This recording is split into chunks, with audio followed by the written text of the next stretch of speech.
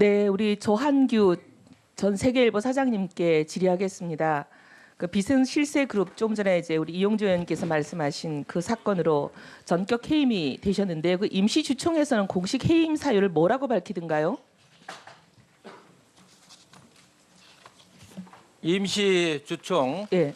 의사록을 제가 읽어드리겠습니다.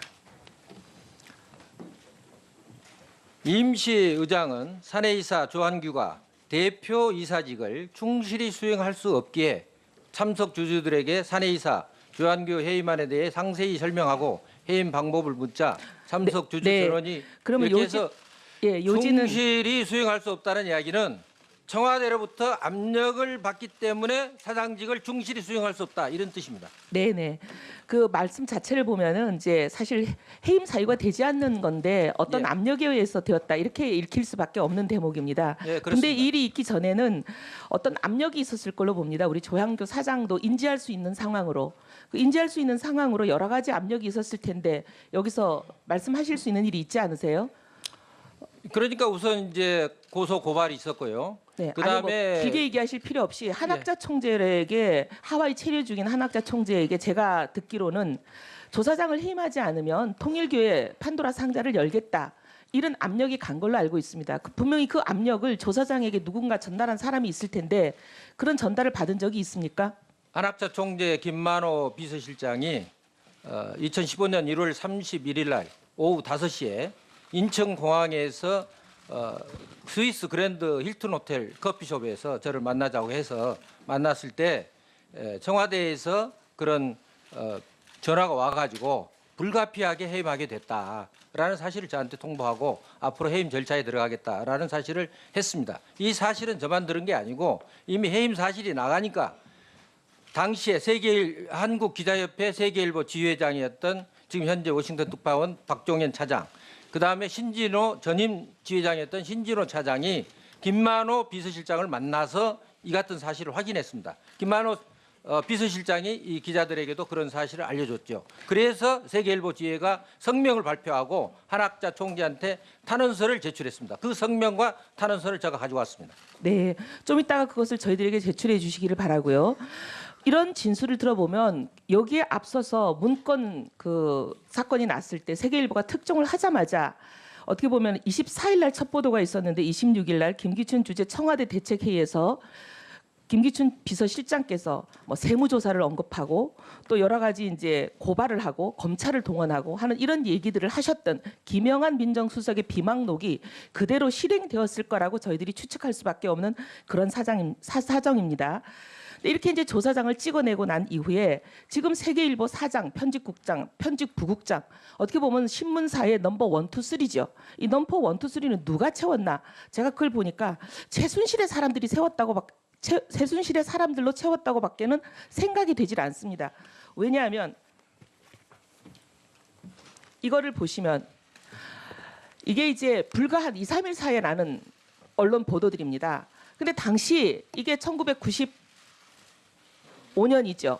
95년에는 최순실 씨는 그냥 일개 민간 사설 학원이라고 볼 수밖에 없는 그런 원장입니다. 무명 인사에 불과하고. 근데 이 사실 최순실 씨를 이렇게 세계일보가 거의 한 면을 다 통틀어서 이 사람의 특집 기사를 박스 몇 개씩 처리하면서 한 면을 다 채워줍니다. 불과 3일 후에 또 채워줍니다. 이렇게 이 사람에 대한 특종을 계속 채워주는 이 기사를 작성한 사람 3명이 모두 다 지금 보면 세계일보의 사장, 편집국장, 편집부국장 자리를 차지하고 있습니다.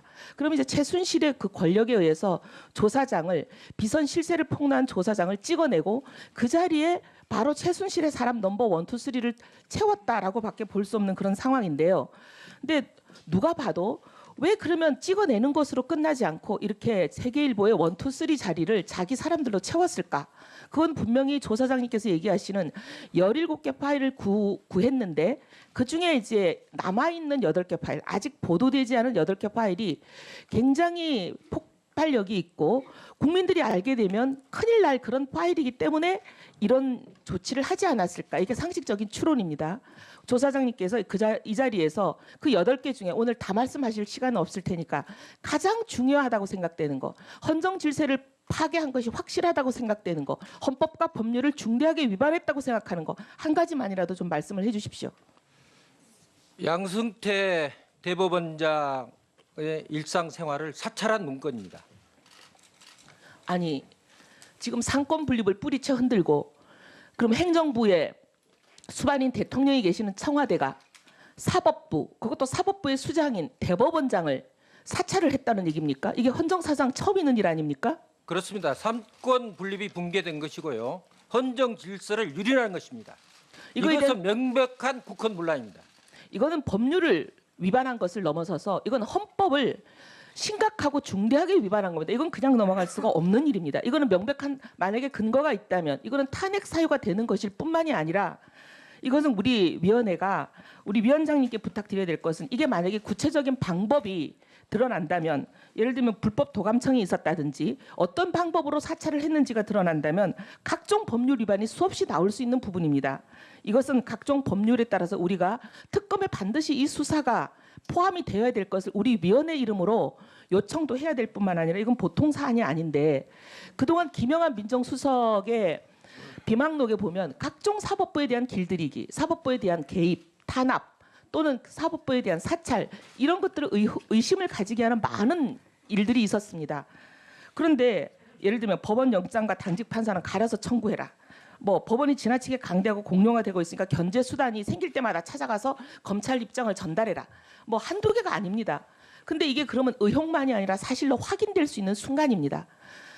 그리고 이 내용이 의혹을 넘어서서 의혹의 그 예상되는 의혹보다 엄청나고 심각하고 광범위한 상황으로 사법부 사찰이 이루어졌다고 생각되는 순간인데 좀 더 자세하게 말씀을 해주시길 바랍니다.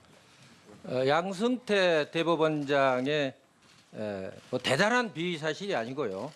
뭐 등산 등 일과 생활을 낱낱이 사찰해가지고 청와대에 보고한 내용과 그다음에 당시 2014년 춘천지방법원장으로 재직하고 있던 최성준 지방법원장의 뭐 예를 들면 관용차의 뭐 사적 사용이라든지 대법관 진출을 위한 뭐 운동이라든지 이런 내용을 포함한 2건의 문건이 사찰 문건이 된 겁니다. 이거는 부장판사 이상 사법부 모든 간부들을 사찰한 명백한 증거입니다. 예. 이거는 헌정 질서를 문란시키는 중대한 사건입니다. 예.